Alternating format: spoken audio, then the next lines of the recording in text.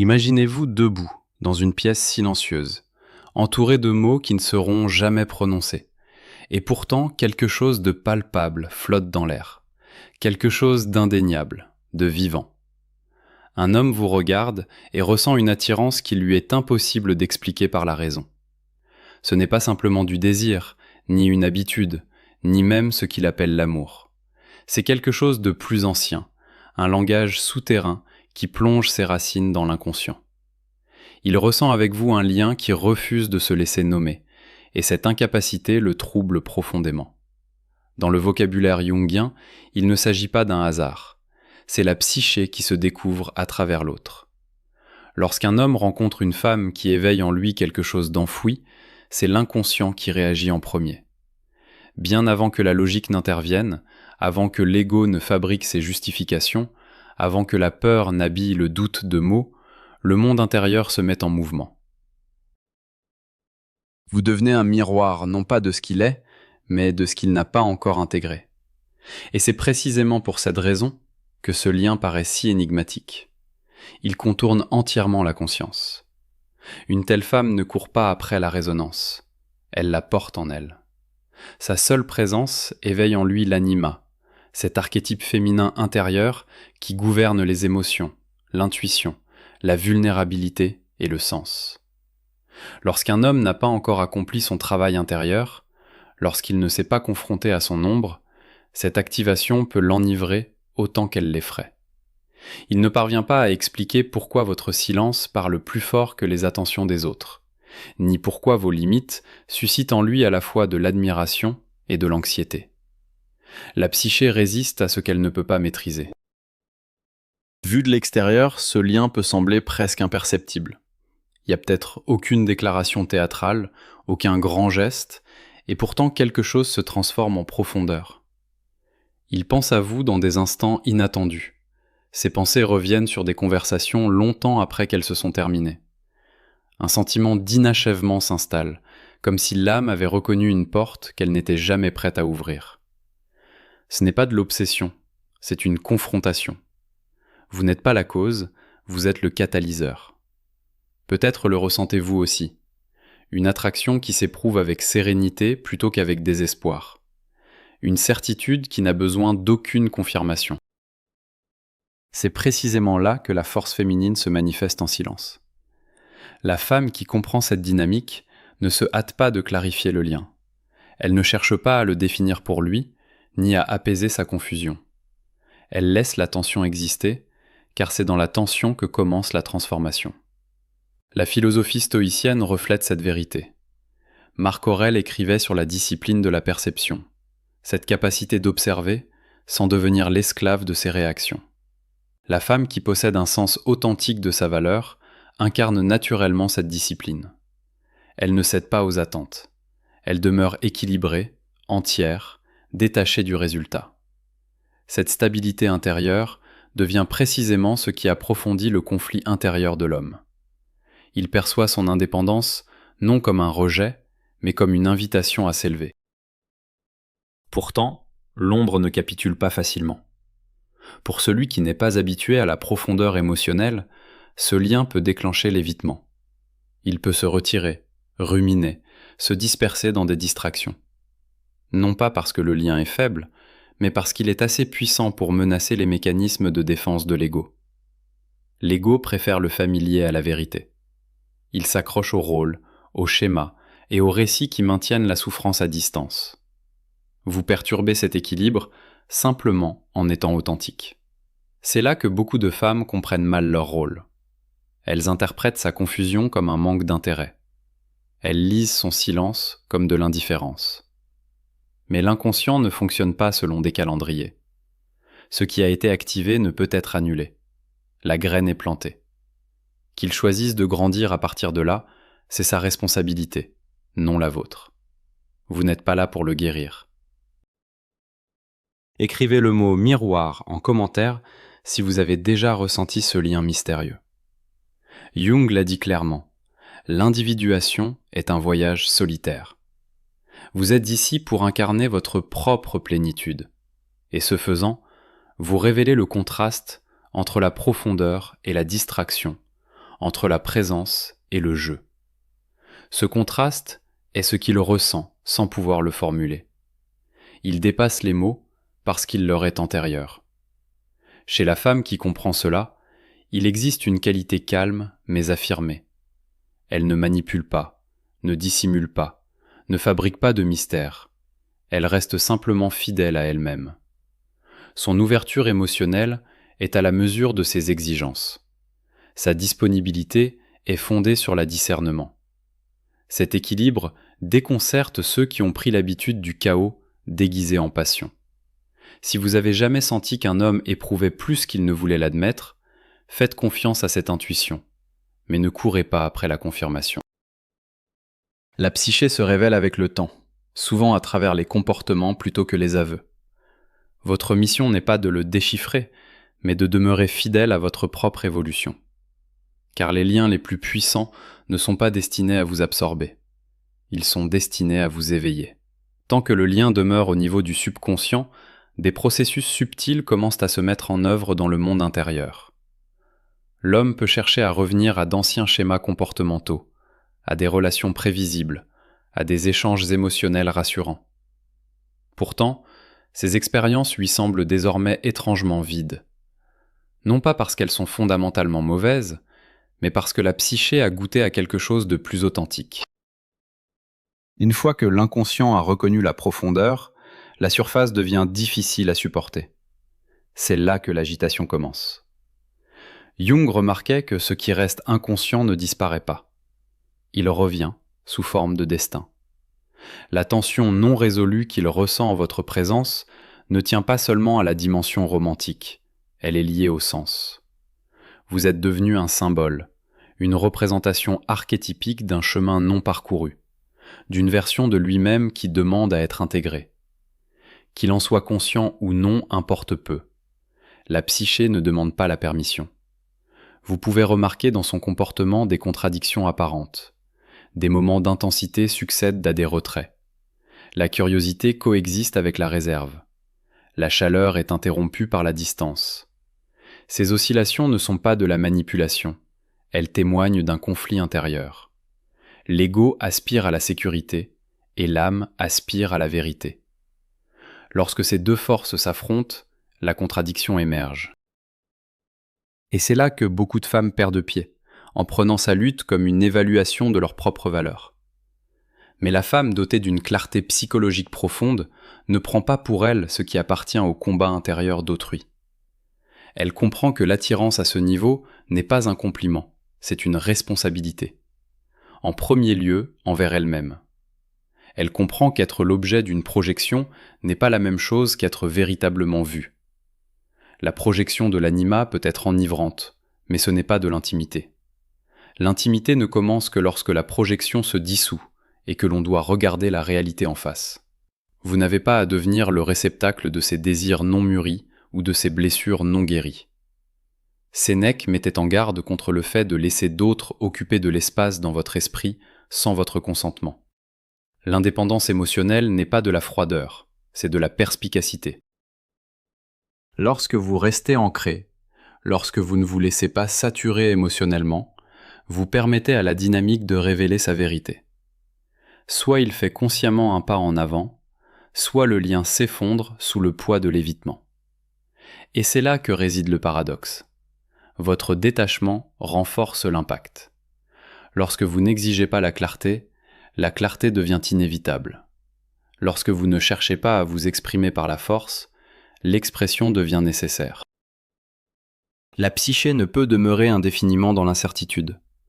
À un moment ou à un autre, il faut affronter quelque chose, soit la peur de la profondeur, soit sa perte. Du point de vue d'une psychologie tenant compte des facteurs traumatiques, une telle dynamique active souvent des blessures précoces d'attachement. Si l'homme a appris que l'intimité équivaut à une perte de contrôle, ou que la vulnérabilité conduit à la honte, votre présence devient à la fois apaisante et menaçante.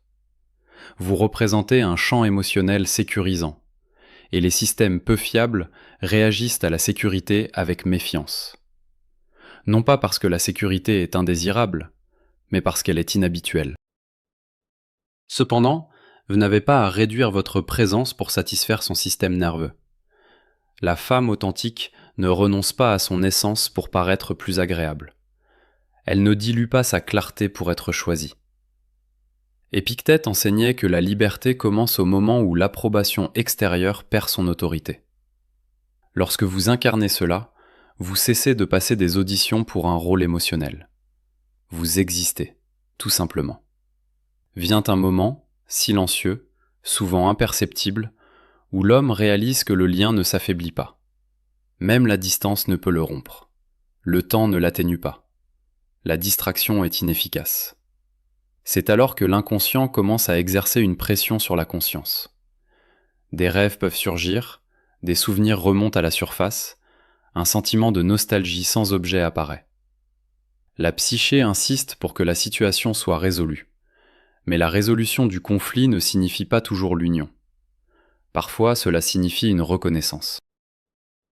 Parfois, cela signifie un deuil. Parfois, cela signifie une croissance qui se produit en dehors de vous. C'est là ce qui demande de la maturité pour être accepté. Toutes les connexions profondes ne sont pas destinées à se manifester dans le monde extérieur. Certaines ont un caractère initiatique. Elles surgissent pour pointer vers un passage, et non vers une destination finale. La femme sûre d'elle ne confond pas la signification avec la permanence. Elle apprécie le lien sans s'accrocher à sa forme. Elle comprend que le sens se mesure non pas à la durée, mais à la transformation. Et elle refuse de sacrifier son estime de soi pour le confort d'être désirée. Si vous sentez cette dynamique se déployer, restez dans le présent sans vous y perdre. Observez sans interpréter. Réagissez sans vous laisser emporter par l'impulsion. Laissez le lien accomplir son travail sans en faire votre identité. Votre vie ne s'arrête pas parce que quelqu'un d'autre s'éveille, car en définitive, votre plus grande force ne réside pas dans votre capacité à être inoubliable, mais dans votre capacité à repartir intact. À mesure que la tension intérieure s'intensifie, la dynamique se déplace imperceptiblement de l'attraction vers le règlement de compte. L'homme ne réagit plus seulement à votre présence, il réagit à ce que votre présence met à nu. Une psyché éveillée exige de l'intégrité.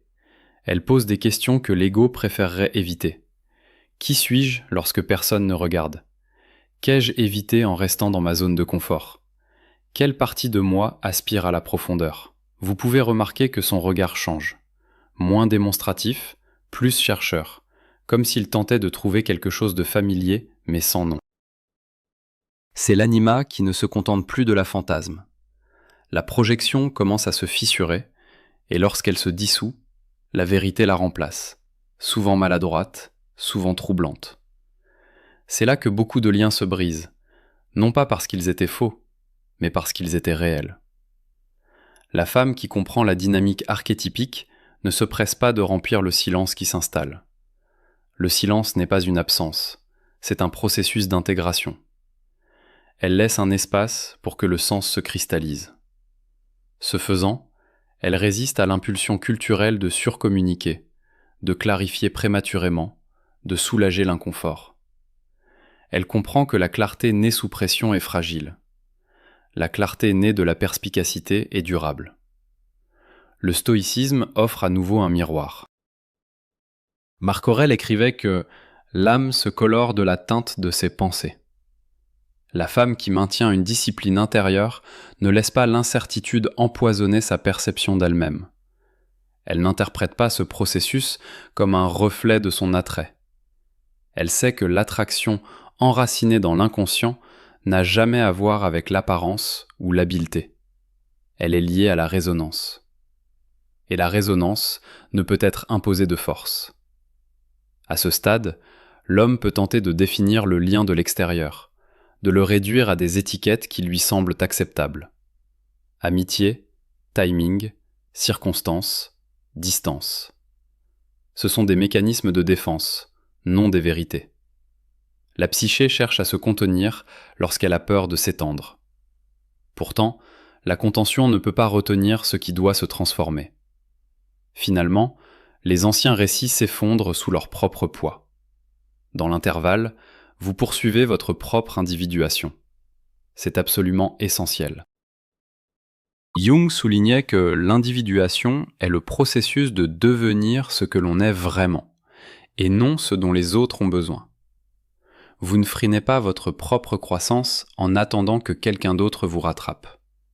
Vous n'atténuez pas votre perspicacité pour préserver un potentiel.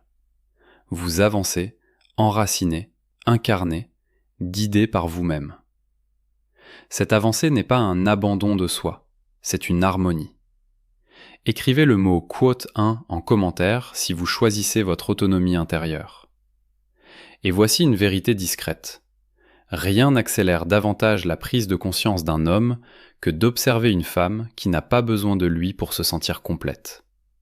Non pas parce que cela froisse son amour-propre, mais parce que cela remet en question la conviction inconsciente que l'amour implique nécessairement la dépendance. Vous incarnez un autre paradigme, un lien sans possession, une intimité sans attachement excessif. Du point de vue du traumatisme, cela peut être déstabilisant. S'il a appris que l'amour exige l'abnégation ou l'autocontrôle, votre autonomie lui paraît étrangère. Il peut osciller entre l'admiration et la peur. Il peut tester les limites, se retirer, reprendre contact. La femme sûre d'elle ne punit pas ce comportement et ne l'encourage pas non plus. Elle reste cohérente. La cohérence est le langage de la sécurité, mais aussi un miroir de la responsabilité. Finalement vient un moment, parfois dramatique, parfois silencieux, où un choix s'impose. Soit il rassemble ses esprits, assumant la responsabilité de ses émotions et de ses actes, soit il retourne entièrement à ses habitudes. Les deux issues constituent une information. Aucune des deux ne définit votre valeur. C'est là que la maturité émotionnelle sépare l'aspiration de la libération. Vous ne vous accrochez pas au potentiel. Vous respectez la réalité. Vous permettez à ce qui ne peut pas vous rejoindre de s'éloigner sans amertume. Sénèque écrivait que la souffrance ne vient pas des événements, mais des jugements que nous portons sur eux. Lorsque vous relâchez le jugement selon lequel ce lien devrait devenir quelque chose de précis, la souffrance s'apaise. Il ne reste qu'une force tranquille, une dignité qui ne s'effondre pas sous la pression de l'incertitude. La conscience d'avoir pu être profondément ressentie sans être entièrement absorbée, d'avoir pu avoir de l'importance même sans être choisie. Voilà ce qu'est la souveraineté féminine.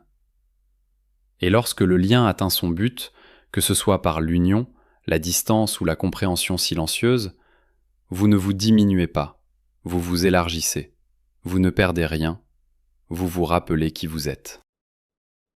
Avec le temps, l'intensité cesse de sembler chaotique pour devenir clarifiante. Ce qui suscitait autrefois la confusion aiguise maintenant la perception. Le lien a accompli sa mission. Il a éclairé une vérité, non pas une fantaisie romantique, non pas une ivresse émotionnelle, mais une connaissance de soi. Et c'est là que la femme révèle pleinement sa force, non pas en s'accrochant à quelque chose, mais en comprenant ce qu'elle doit laisser partir. L'homme, consciemment ou non, ressent ce changement. Lorsque la projection s'estompe, une légère tristesse surgit, parce que la fantasme est plus simple que la présence. La fantaisie n'exige rien, la présence exige tout.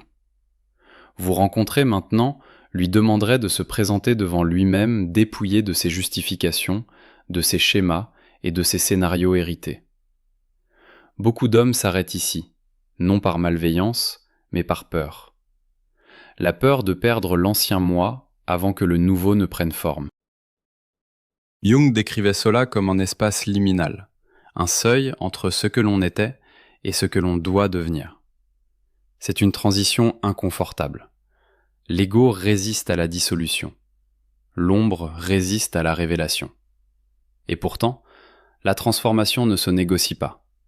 Elle se produit, ou bien la psyché retourne à la répétition.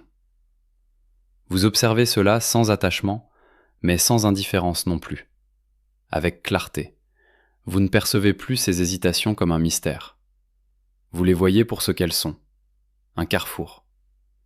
Et vous ne vous positionnez pas comme une récompense pour son courage, ni comme une consolation pour son évitement. vous refusez les deux rôles.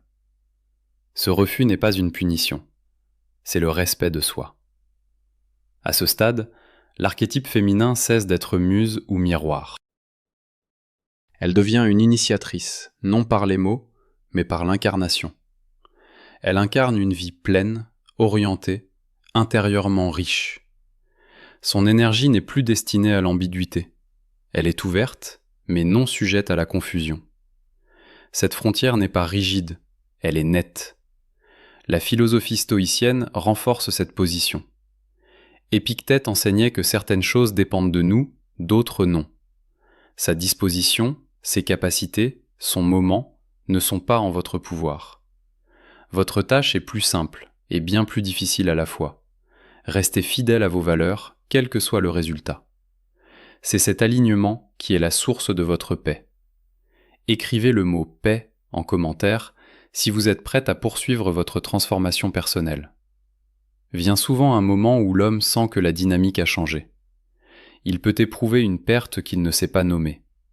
L'attraction demeure, mais l'accès à quelque chose a disparu. Ce n'est pas un recul, c'est un achèvement. La psyché reconnaît quand une leçon a été assimilée. Qu'il l'assimile ou non ne vous concerne plus. Du point de vue de la psychologie de l'estime de soi, c'est le moment où beaucoup de femmes se sont jadis trahies elles-mêmes. Elles tentaient de revenir en arrière, d'assouplir leurs limites, de réouvrir des portes par nostalgie ou par espoir.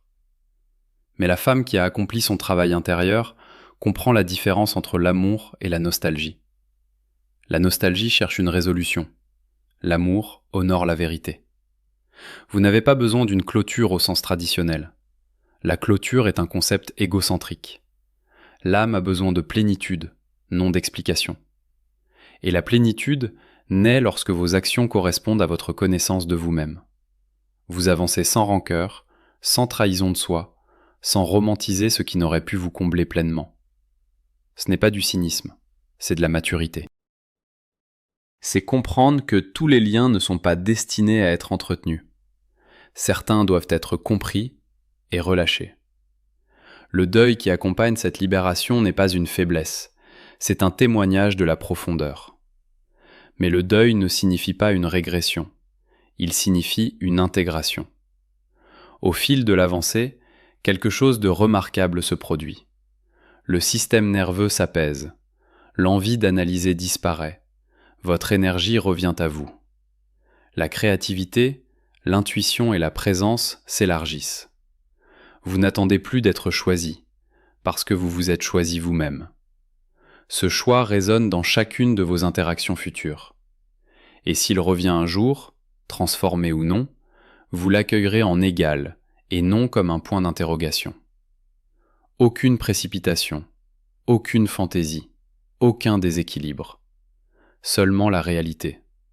Et la réalité est le seul terrain sur lequel tout ce qui est vrai peut croître.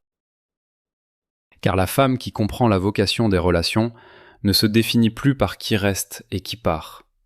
Elle se définit par ce qu'elle devient au cours de ses relations. Une fois que l'intensité émotionnelle se dissipe, ce qui reste n'est pas un vide, mais un espace. Et l'espace est fertile. Dans cet espace, la femme se retrouve sans distorsion. Aucune projection, aucun rôle, aucune charge émotionnelle déguisée en amour. Seulement la présence, seulement la vérité. C'est là que la liberté prend silencieusement racine. La psyché, jadis enchaînée par l'attente, respire maintenant profondément. Le système nerveux se recalibre. L'esprit ne tourne plus autour de questions non résolues. Un retour vers le centre s'opère, accompagné d'un approfondissement de l'intuition. Vous ne scrutez plus la pièce en quête de résonance. Vous ne lisez plus entre les lignes à la recherche de sens. Le sens réside désormais en vous, stable et auto-régénérateur. Jung écrivait que tant que l'inconscient ne devient pas conscient, il gouverne la vie et s'appelle destin. Ce qui a changé, c'est que vous ne vivez plus à l'intérieur de l'inconscient de quelqu'un d'autre. Vous avez repris l'authorship de votre propre histoire. L'archétype de la femme qui attend se dissout. À sa place se tient une femme individuée, consciente d'elle-même, autonome, souveraine sur le plan émotionnel. Cela ne vous endurcit pas, cela vous fortifie. Votre capacité à entrer en relation reste intacte, mais elle n'est plus désespérée. Vous pouvez ressentir la profondeur sans vous y accrocher. Vous pouvez reconnaître le potentiel sans y investir votre identité. C'est de la perspicacité, non de la fermeture. C'est une sagesse acquise par l'expérience et la réflexion. Du point de vue stoïcien, c'est la tranquillité intérieure, cet état que Marc Aurèle décrivait comme une forteresse intacte face au chaos extérieur. Non pas parce que rien n'a d'importance, mais parce que rien ne vous possède. L'approbation perd son emprise. L'incertitude ne déstabilise plus. Vous n'êtes plus entraîné dans des négociations émotionnelles qui exigeraient de vous que vous vous abandonniez. Et voilà le paradoxe dont peu de gens parlent. Lorsque vous vous détachez du besoin d'être choisi, vous devenez considérablement plus choisissable. Non pas dans le sens de la démonstration, mais dans le sens énergétique. Vous ne cherchez plus à provoquer la reconnaissance, vous l'incarnez. L'inconscient réagit à la cohérence. Ceux qui sont capables de profondeur la ressentiront. Ceux qui n'en sont pas capables s'éloigneront simplement, sans drame. Ce n'est pas de la solitude, c'est de la sélectivité. Vous avez appris à distinguer ces deux notions. Les souvenirs de ce lien peuvent remonter de temps à autre, non pas comme de la nostalgie, mais comme de la reconnaissance. Un hochement de tête silencieux vers ce qui a été éveillé, ce qui a été appris. La gratitude remplace la rumination.